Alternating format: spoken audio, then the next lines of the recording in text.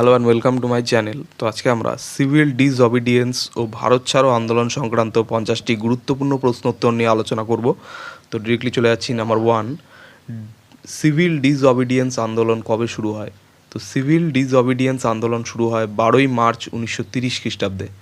Next number 2, civil disobedience আন্দোলনের আরেক নাম কি? তো সিভিল ডিসঅবিডিয়েন্স আন্দোলনের আরেক নাম হচ্ছে লবণ সত্যাগ্রহ। নেক্সট নাম্বার 3, সিভিল ডিসঅবিডিয়েন্স আন্দোলনের প্রধান লক্ষ্য কী ছিল?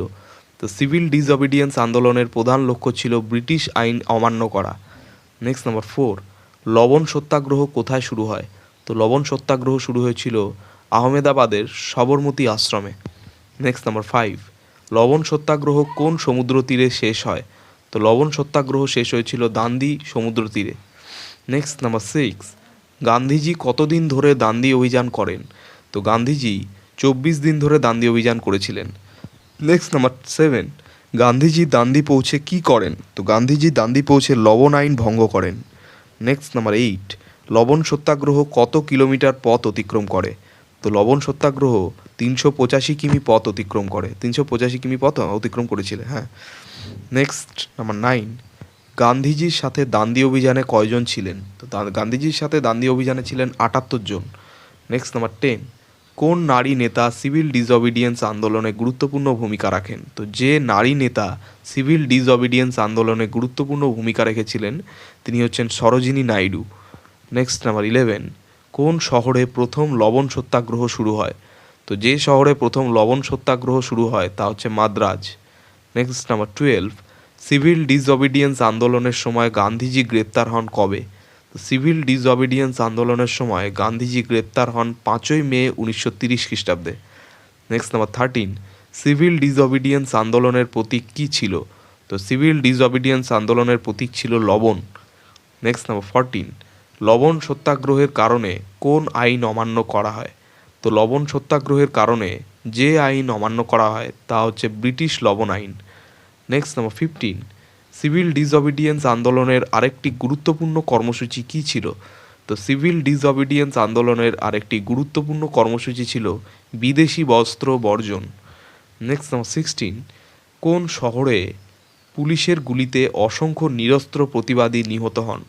তো যে শহরে পুলিশের গুলিতে অসংখ্য নিরস্ত্র প্রতিবাদী নিহত হন তা হচ্ছে Peshawar. Next number 17, civil disobedience আন্দোলনের সময় ব্রিটিশদের বিরুদ্ধে কৃষকরা কোথায় বিদ্রোহ করেন?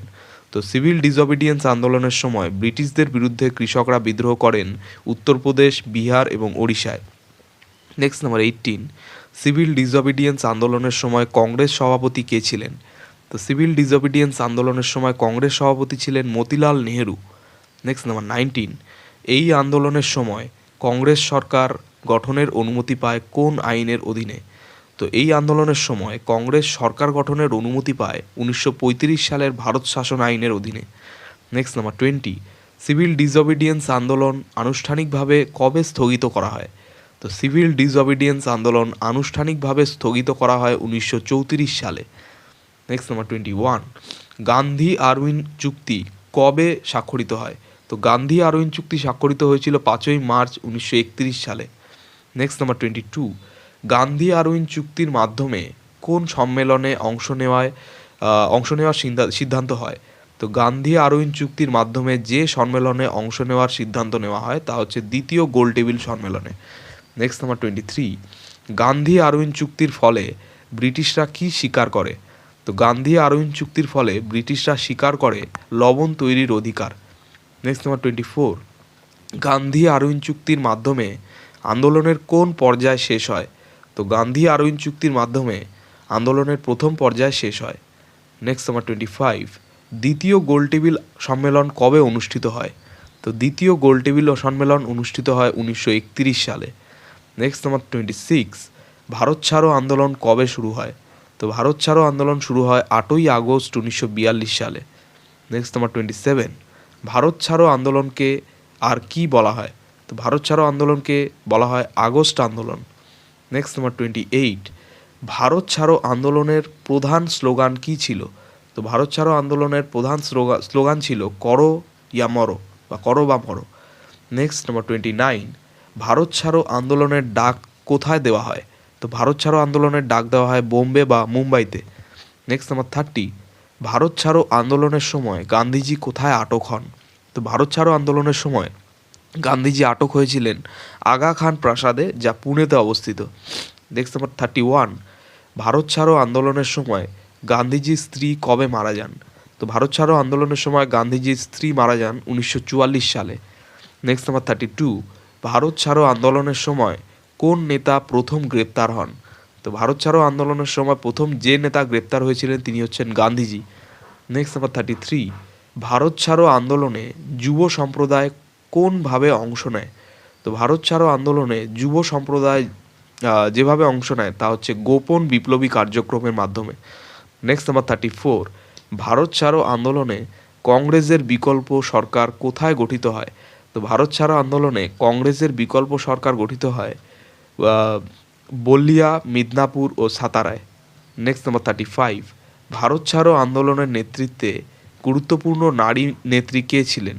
তো ভারত ছাড়ো আন্দোলনের নেতৃত্বে গুরুত্বপূর্ণ নারী নেত্রী ছিলেন অরুণা আসফ আলী। নেক্সট নাম্বার 36, ভারত ছাড়ো আন্দোলনের সময় কোন ব্রিটিশ কর্মকর্তাকে হত্যা করা হয়? তো ভারত ছাড়ো আন্দোলনের সময় যে ব্রিটিশ কর্মকর্তাকে হত্যা করা হয় তিনি হচ্ছেন Robert Douglas. Next number 37, Bharat ছাড়ো আন্দোলনের সময় বিপ্লবী প্রচার মাধ্যম কী ছিল? তো ভারত ছাড়ো আন্দোলনের সময় বিপ্লবী প্রচার মাধ্যম ছিল গোপন রেডিও। নেক্সট নাম্বার 38, ভারত ছাড়ো আন্দোলনের সময় সর্বাধিক সংঘর্ষ কোথায় হয়? তো ভারত ছাড়ো আন্দোলনের সময় সর্বাধিক সংঘর্ষ হয়েছিল বিহার ও উত্তরপ্রদেশে। নেক্সট নাম্বার 39, ভারত ছাড়ো আন্দোলনের সময় কোন ছাত্র নেতা বিহারে বোমা হামলার নেতৃত্ব দেন? তো ভারত ছাড়ো আন্দোলনের সময় যে ছাত্রনেতা বিহারে বোমা হামলার নেতৃত্ব দিয়েছিল তিনি হচ্ছেন জয়প্রকাশ নারায়ণ।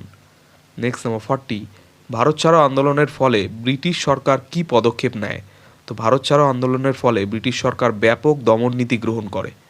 নেক্সট নাম্বার 41, ভারত ছাড়ো আন্দোলন সফল হয় কিভাবে?